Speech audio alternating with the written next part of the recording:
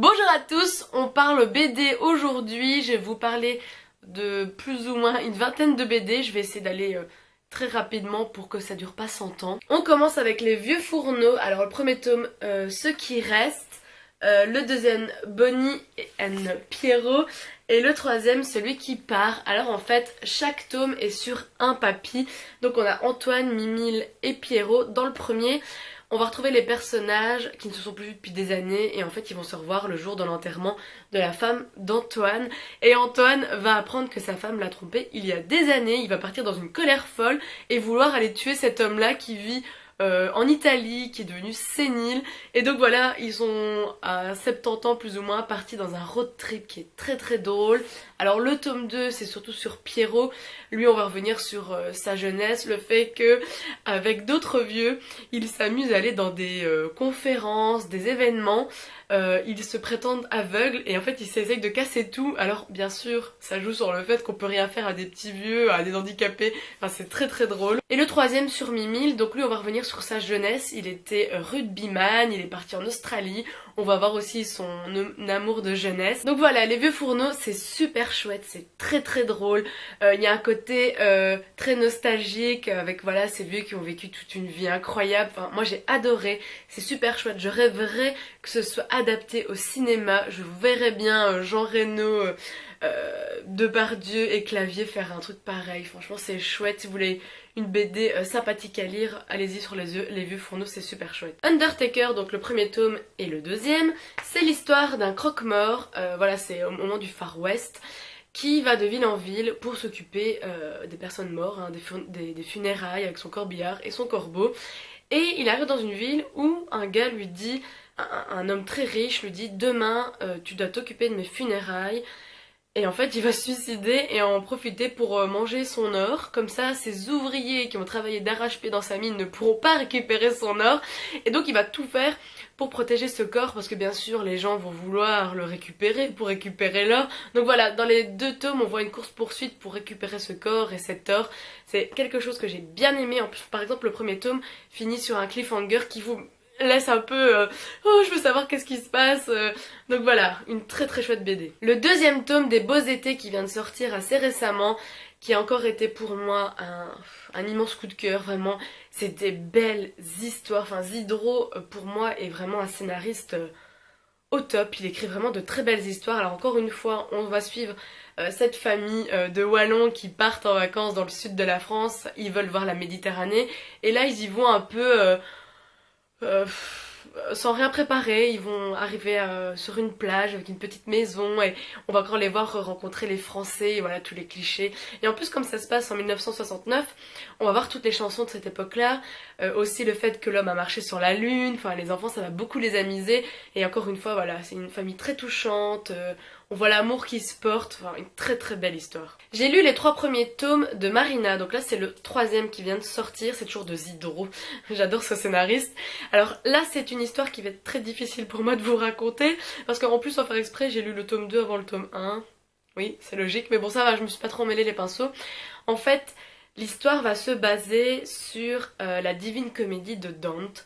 Dante a écrit un livre, enfin un truc que j'ai jamais lu mais je suis au courant parce que j'ai lu il y a presque 2-3 ans Inferno, le dernier livre de Dan Brown, et on parle de la Divine Comédie, de l'enfer de Dante. Et en fait nous allons suivre 2 histoires, donc une histoire à notre époque et une histoire je ne sais plus, je crois que c'est 14e siècle, un truc, ouais c'est ça, c'est 14e siècle, où à Venise quelques personnes vont croire en ces prophéties, croire que ça arrive, tous ces malheurs arrivent. Donc on va suivre le doge de Venise, un peu le maire de Venise, qui croit que sa fille Marina va engendrer plein de catastrophes, donc il va la renier, enfin elle va se rebeller, elle va devenir pirate, ça c'est une chouette aventure.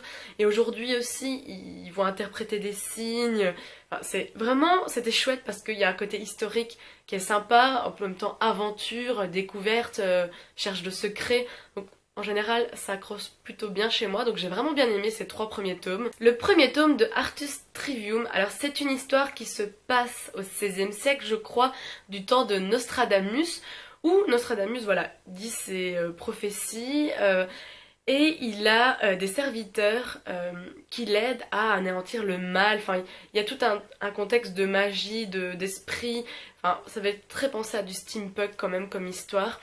On va aussi retrouver Charles IX, le roi de France, qui va venir voir Nostradamus et lui demander qu'est-ce qui va lui arriver. Donc là, va lui dire tout son destin, qu'il va mourir à 24 ans. Enfin, le premier tome, je trouve qu'il est très introductif sur les enjeux qui peuvent se passer à cette époque.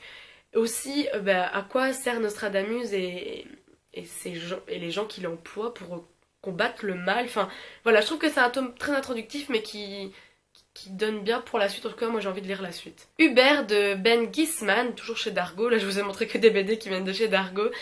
Moi, me fait très penser à un espèce de roman graphique parce qu'il y a très peu de texte. On va suivre un homme qui est passionné par l'art. Il va toujours dans des musées et en fait, quand il rentre chez lui, il redessine ce qu'il voit, ce qu'il photographie.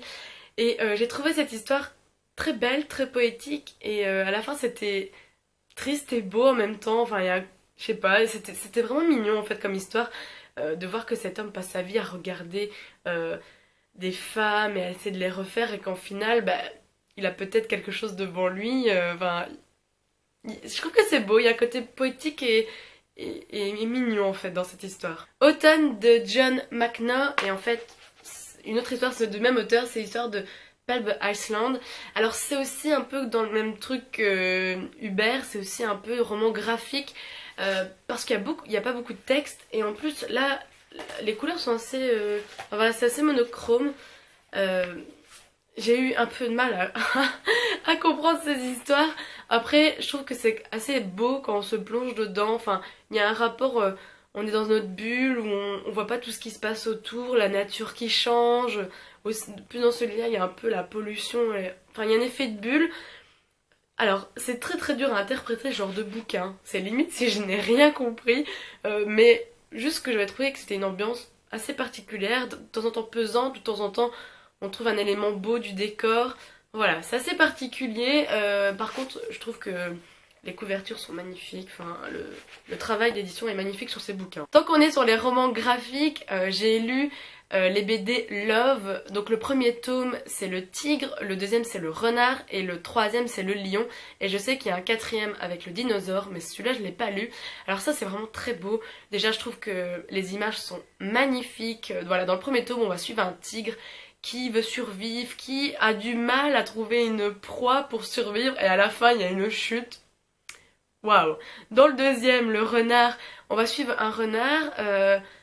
Voilà, on le suit, puis voilà, ça se passe sur une île et il y a le volcan qui se met en route et on voit ce renard qui court, qui court, qui court. On ne sait pas c'est quoi le but de son histoire à lui et quand on arrive à la fin, c'est oh, c'est tout mignon. Pour le lion, là on va suivre un lion solitaire, un lion qui revient un peu sur son passé, on voit un peu des flashbacks pour finir sur vraiment une tragédie comme histoire. Enfin voilà, des BD que j'ai vraiment beaucoup aimé, je trouve que c'est beau, vraiment les images sont magnifiques, les animaux magnifiques, enfin voilà, j'adore le dessin et mais les histoires sont aussi prenantes, c'est ça qui est incroyable alors qu'il n'y a pas de texte. Dofus, le refuge de Mémé. Alors en fait c'est une BD qui est adaptée d'un jeu vidéo que moi je ne connaissais pas, mais j'étais très attirée par le fait que c'était beaucoup de couleurs avec des animaux. Ok, c'est peut-être plus destiné aux enfants, mais moi j'ai quand même bien kiffé. Alors en fait dans le jeu vidéo, vous avez un refuge où une mémé recueille toutes les créatures bizarres, bon ça ressemble plus à des animaux, et en fait les animaux vont se faire un peu la guerre, parce que dès qu'il y a un nouveau qui arrive, ils font tout pour essayer de le dégager, ils font tout pour être le préféré de mémé, pour être dans ses petits souliers, enfin c'est très très drôle, c'est vraiment bien fait, les couleurs sont magnifiques, mais clairement c'est plus pour les enfants. Greenwich Village, alors ça c'est une histoire d'une hôtesse de l'air qui vient habiter dans un immeuble où ses voisins vont avoir du mal parce qu'elle fait beaucoup la fête, elle a beaucoup de prétendants, elle voyage, et en fait à un moment il y a un don Juan italien qui arrive et elle ne sait pas comment s'en débarrasser, donc elle va demander à un de ses voisins de se faire passer pour son mari, et ben au final ils vont sortir ensemble, c'est une belle petite histoire d'amour. Alors ça se passe, je crois que c'est plus ou moins les années 60 et ça m'a fait beaucoup penser au film Bye Bye Love avec Ewan McGregor et comment elle s'appelle? L'actrice qui fait Bridget Jones. Ça m'a fait beaucoup penser à ça. Alors le dessin c'est vrai qu'il est particulier, Mais moi j'ai beaucoup aimé, voilà, j'ai kiffé cette petite histoire, c'était vraiment tout mignon. Nin, la ligne noire, alors ça c'est vraiment une BD que j'ai adorée. Pourtant je suis pas très fan du fantastique, mais ça j'ai trouvé ça très beau. On va suivre l'histoire d'une petite fille qu'on a retrouvée dans le métro, et en fait les deux personnes qui l'ont trouvée vont l'adopter, ça va être ses tontons. Et en fait un beau jour, elle est dans le métro et elle voit des papillons.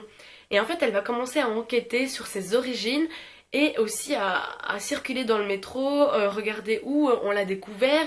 Elle va se rendre compte qu'il est écrit un moment sur un mur ne prenez pas la ligne noire, et elle va découvrir tout un monde fantastique dont le tigre de papier, que je crois est mon personnage préféré. Alors en plus, j'ai eu la chance de rencontrer les auteurs qui m'ont dédicacé avec un joli dessin. Voilà, c'est le premier tome, c'est introductif, j'ai vraiment hâte de lire la suite pour voir tout l'univers fantastique qui va se mettre autour, parce que voilà, ça arrive, vous voyez que c'est un monde fantastique, et ben voilà, vous attendez la suite, j'ai très hâte parce que vraiment c'est une belle BD. J'ai tué François Ferdinand, archiduc d'Autriche. Alors ça c'est très perturbant comme histoire, enfin comme BD, parce que ok c'est l'histoire d'un meurtre, parce que c'est un fait réel, mais de temps en temps il y a des petites pointes d'humour, voilà, comme de la BD classique franco-belge. Et moi j'ai trouvé ça très perturbant, surtout que la fin, je veux dire le meurtre de François Ferdinand va très vite, et puis voilà, c'est fini. Ok, ça m'a laissé un peu sur ma faim. Voilà, c'est assez ambigu comme histoire. Alors je sais qu'il y en existe une sur le tueur de John Lennon. Celle-là par contre, j'ai envie de la lire, mais je me dis que s'il y a des petits points d'humour ou quoi comme ça doit être vraiment très spécial. Alors pour ceux qui aiment l'historique, bon bah je pense qu'ils aimeront bien cette BD. Et on finit avec Le Voyage Extraordinaire, donc là le tome 1, le tome 2 et le tome 3. Alors en fait c'est une histoire steampunk, parce que vraiment déjà rien que vous voyez lui ici le sous-marin, ça fait vraiment penser à ça. Alors c'est l'histoire de deux enfants qui vont partir à l'aventure pour retrouver le papa du petit garçon qui lui a inventé une machine qui est là, et on l'a enlevé, on sait pas où il est parti, et en plus de ça ils vont essayer d'aller au concours Jules Verne, parce que bon voilà, le voyage extraordinaire ça fait vraiment référence à Jules Verne, parce qu'il y a un concours, je ne sais pas si c'est tous les ans, dont la meilleure invention remporte un gros prix, et donc ils vont un peu voyager, voilà, en Angleterre, en France, et je pense qu'à la fin ça se passe aux États-Unis, je pense bien. Et donc en fait ça se passe sous le contexte de la Première Guerre mondiale, mais qui se passe en 1927, il y a encore les Allemands sont encore dans le coup. Et voilà, c'est une chouette aventure.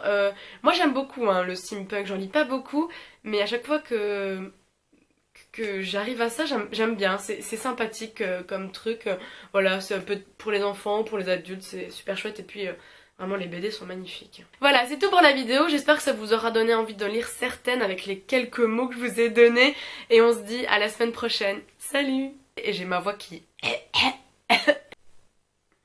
On recommence. On recommence. Le mangeur d'hommes, putain je l'ai encore dit. Le mangeur d'or, d'or.